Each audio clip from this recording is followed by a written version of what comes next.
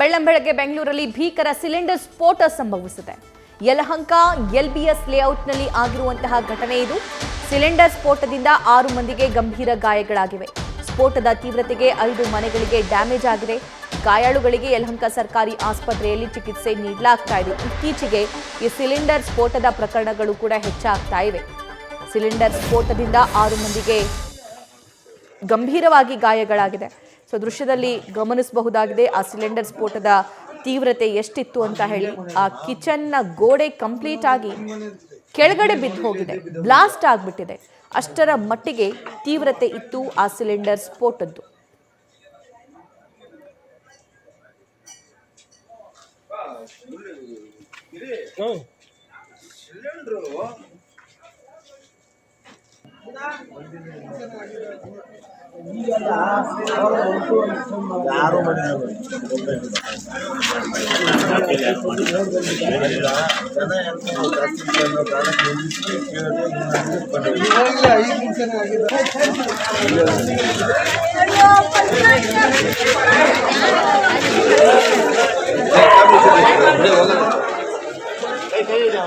Right, ಯಲಹಂಕದ ಘಟನಾ ಸ್ಥಳದಿಂದ ಮತ್ತಷ್ಟು ಲೈವ್ ಡೀಟೇಲ್ಸ್ ನಮ್ಮ ಪ್ರತಿನಿಧಿ ಪ್ರಜ್ವಲ್ ನೀಡ್ತಾರೆ. ಪ್ರಜ್ವಲ್, ಇತ್ತೀಚೆಗಂತೂ ಈ ಸಿಲಿಂಡರ್ ಸ್ಫೋಟದ ಪ್ರಕರಣಗಳು ಹೆಚ್ಚಾಗ್ತಾ ಇವೆ. ಆದರೆ ಇಲ್ಲಿ ಯಾವ ಕಾರಣಕ್ಕೋಸ್ಕರ ಸಿಲಿಂಡರ್ ಸ್ಫೋಟ ಆಯಿತು? ಮೊದಲಿಗೆ ಆ ಗಾಯಗೊಂಡವರ ಪರಿಸ್ಥಿತಿ ಸದ್ಯಕ್ಕೆ ಹೇಗಿದೆ?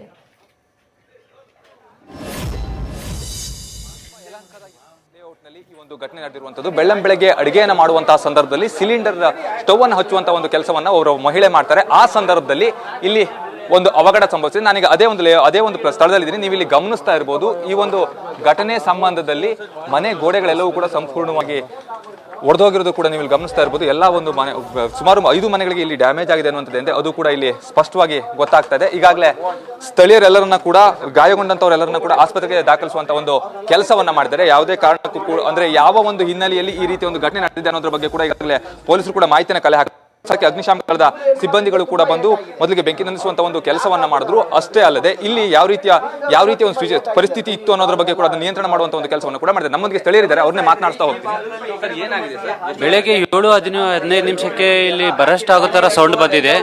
ಅದರಿಂದ ಎಲ್ಲರೂ ಗಾಬರಿ ಪಡ್ಕೊಂಡು ಬಂದು ಸ್ಥಳೀಯರೆಲ್ಲ ನೋಡಿದ್ದಾರೆ. ಆಕ್ಚುಲಿ ಇದು ಸಿಲಿಂಡರ್ ಬರಸ್ಟ್ ಅಂತ ಹೇಳ್ತಾರೆ. ಯಾವುದೇ ಸಿಲಿಂಡರ್ ಬರಸ್ಟ್ ಆಗಿಲ್ಲ. 7 ಸಿಲಿಂಡರ್ ಇದೆ. 7 ಸಿಲಿಂಡರ್ ಹಂಗೆ ಇದೆ. ಸಿಲಿಂಡರ್ ಸೋರಿಕೆ ಆಗಿದೆ ಅಂತ ಹೇಳ್ತಾರೆ ಸ್ಥಳೀಯರು. ನಮಗೂ ಗೊತ್ತಿಲ್ಲ ಮಾಹಿತಿ.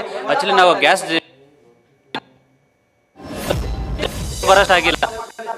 ಸಿಲಿಂಡರ್ ಸೋರಿಕೆಯಾಗಿ ಬೆಳಗ್ಗೆ ಎದ್ದ ತಕ್ಷಣ ಲೈಟ್ ಹಾಕಿದ್ದಾರೆ.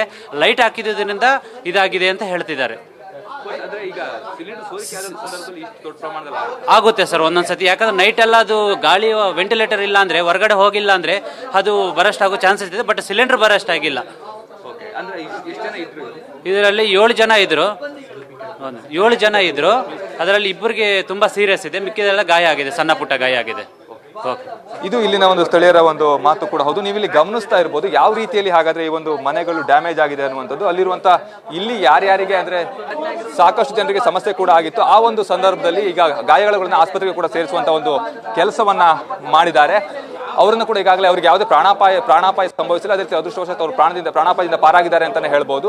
ಇಲ್ಲಿ ಒಂದು ಗಮನಿಸ್ತಾ ಹೋದ್ರೆ ಈ ಒಂದು ಭಾಗದಲ್ಲಿ ಪ್ರಮುಖವಾಗಿ ನಾವು ಗಮನಿಸ್ತಾ ಹೋದ್ರೆ ಇಲ್ಲಿ ಯಾವ ಒಂದು ಕಾರಣದಿಂದ ಈ ಒಂದು ಘಟನೆ ಸಂಭವಿಸಿದೆ ಅನ್ನುವಂಥದ್ದು ಅದು ಸ್ಪಷ್ಟವಾಗಿ ಗೊತ್ತಿಲ್ಲ. ಕಾರಣ ಸಿಲಿಂಡರ್ ಲೀಕ್ ಆಗಿದೆ ಅನ್ನುವಂಥ ಒಂದು ಮಾಹಿತಿ ಪ್ರಸ್ತುತವಾಗಿ ಲಭ್ಯವಾಗ್ತಾ ಇರುವಂತದ್ದು. ಆದ್ರೆ ಸಿಲಿಂಡರ್ ಬರ್ಸ್ಟ್ ಆಗಿಲ್ಲ ಅನ್ನುವಂಥ ಒಂದು ಮಾತನ್ನ ಇಲ್ಲಿನ ಸ್ಥಳೀಯರು ಕೂಡ ಹೇಳ್ತಾ ಇದ್ದಾರೆ. ಇನ್ನೊಂದು ಕಡೆಯಲ್ಲಿ ಲೈಟ್ ಅನ್ನ ಆನ್ ಮಾಡಿದಂತ ಸಂದರ್ಭದಲ್ಲಿ ಈ ರೀತಿಯಲ್ಲಿ ಒಂದು ಸಮಸ್ಯೆ ಆಗಿದೆ ಅನ್ನುವಂಥದ್ದಿಂದ ಅದು ಇಲ್ಲಿನ ಒಂದು ಸ್ಥಳೀಯರ ಮಾತು ಕೂಡ ಹೌದು.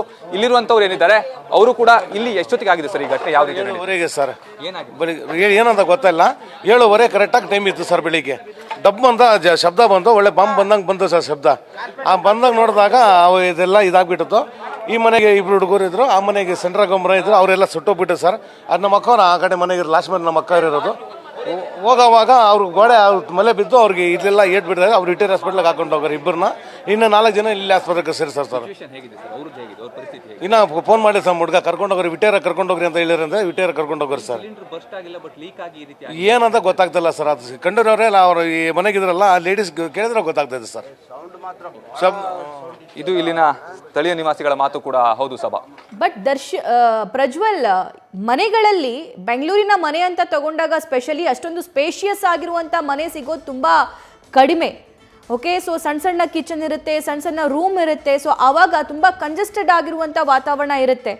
ನಾವು ಸಿಲಿಂಡರ್ ಯೂಸ್ ಮಾಡುವಂತಹ ಟೈಮಲ್ಲಿ ವೆಂಟಿಲೇಟರ್ ಇರಬೇಕು, ಆ ಏರ್ ಹೊರಗಡೆ ಹೋಗಬೇಕು, ಗಾಳಿ ಆಡೋ ಥರ ಇರಬೇಕು. ಅದು ಯಾವುದೂ ಕೂಡ ಆಗದೇ ಇರೋದಕ್ಕೆ ಗ್ಯಾಸ್ ಲೀಕ್ ಆಗಿ ಅವಘಡ ಸಂಭವಿಸ್ತು ಅಂತ ಮೇಲ್ನೋಟಕ್ಕೆ ಅನ್ನಿಸ್ತಾ ಇದೆಯಾ ಅಂತ. ರೈಟ್, ನಮ್ಮ ಪ್ರತಿನಿಧಿ ಘಟನಾ ಸ್ಥಳದಿಂದ ನಮಗೆ ಮಾಹಿತಿಯನ್ನು ನೀಡ್ತಾ ಇದ್ರು. ಯಲಹಂಕದ LBS ಲೇಔಟ್ನಲ್ಲಿ ಈ ಘಟನೆಯಾಗಿದೆ. ಇತ್ತೀಚೆಗೆ ಈ ಗ್ಯಾಸ್ ಸೋರಿಕೆ ಪ್ರಕರಣಗಳು, ಸಿಲಿಂಡರ್ ಬ್ಲಾಸ್ಟ್ ಪ್ರಕರಣಗಳು ಹೆಚ್ಚಾಗ್ತಾ ಇವೆ.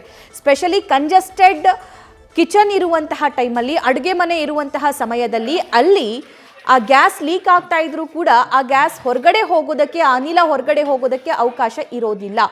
ಸೊ ಆಗ ಬೆಳಗ್ಗೆ ಇದ್ದಕ್ಕಿದ್ದಂತೆ ಲೈಟ್ ಆನ್ ಮಾಡಿರುವಂಥ ಸಂದರ್ಭದಲ್ಲಿ ಬ್ಲಾಸ್ಟ್ ಆಗಿರಬಹುದು ಅಂತ ಹೇಳಿ ಅಲ್ಲಿ ಆ ಸಿಬ್ಬಂದಿ ಏನು ಬಂದಿದ್ರಲ್ಲ ಗ್ಯಾಸ್ ಏಜೆನ್ಸಿಯಿಂದ, ಅವ್ರನ್ನ ಮಾತನಾಡಿಸಿರುವಂಥ ಟೈಮಲ್ಲಿ ಅವರು ಮಾಹಿತಿಯನ್ನು ನೀಡ್ತಾ ಇದ್ರು. ಇದು ತುಂಬಾ ಡೇಂಜರಸ್. ಆ್ಯಕ್ಚುಲಿ ಈ ಸಿಲಿಂಡರ್ಗಳನ್ನು ಕೊಡುವಂತಹ ಟೈಮಲ್ಲಿ ಹೇಳ್ತಾರೆ ಅವರು, ಗಾಳಿ ಆಡಬೇಕು ಮೇಡಮ್, ಸೊ ಅಂಥ ಕಡೆ ಇಡಿ ಅಂತ ಹೇಳಿ ಸಿಲಿಂಡರ್ಗಳನ್ನು. ಆದರೆ ಬೆಂಗಳೂರಿನ ಮನೆಗಳು, ತುಂಬ ಕಂಜೆಸ್ಟೆಡ್ ಏರಿಯಾದಲ್ಲಿರುವಂತಹ ಮನೆಗಳನ್ನು ನಾವು ಗಮನಿಸಿರ್ತೀವಿ, ನೋಡಿರ್ತೀವಿ. ಆದರೆ ಬೇರೆ ದಾರಿ ಇರೋದಿಲ್ಲ, ಬಾಡಿಗೆ ಹೆಚ್ಚಾಗ್ತಾ ಇರುತ್ತೆ. ಸೊ ಕಡಿಮೆ ಬಾಡಿಗೆ ಇರುವಂಥ ಮನೆಯಲ್ಲೇ ವಾಸ ಮಾಡಬೇಕಾಗುತ್ತೆ, ಎಲ್ಲನೂ ಮ್ಯಾನೇಜ್ ಮಾಡಬೇಕಾಗುತ್ತೆ. ಇಂಥ ಸಂದರ್ಭದಲ್ಲಿ ಜನ ಇಂತಹ ಮನೆಗಳನ್ನು ಆರಿಸಿಕೊಂಡಿರ್ತಾರೆ. ಆದರೆ ಅಲ್ಲಿ ಗಾಳಿ ಬೆಳಕು ಮಸ್ಟ್ ಆ್ಯಂಡ್ ಶುಡ್ ಇರಲೇಬೇಕು. ಇಲ್ಲದಿದ್ದರೆ ಇಂತಹ ಘಟನೆಗಳು ನಡೆಯುವ ಎಲ್ಲ ಸಾಧ್ಯತೆಗಳು ಇರುತ್ತೆ.